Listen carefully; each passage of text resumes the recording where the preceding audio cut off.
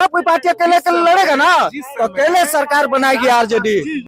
दोस्तों, जो लोग सोचते हो ना कि आरजेडी पार्टी, लालू यादव जी की पार्टी सिर्फ यादव की पार्टी है, तो ऐसा नहीं है, ये गलत है। दोस्तों, आप लोगों को एक बयान सुनवाते हैं जो एक व्यक्ति क्या बोल रहे हैं उस बयान में, जो कि वो व्यक्ति है कोयरी जात के कुशवाहा है, फिर भी लालू यादव जी को सपोर्ट करता है, आरजेडी पार्टी को सपोर्ट करता है। पहले उस बयान को आप लोग नीचे सुनिए।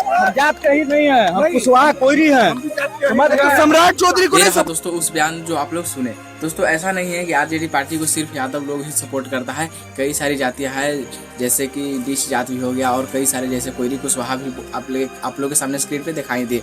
दोस्तों, इन जातियां भी आरजेडी पार्टी को सपोर्ट करता है।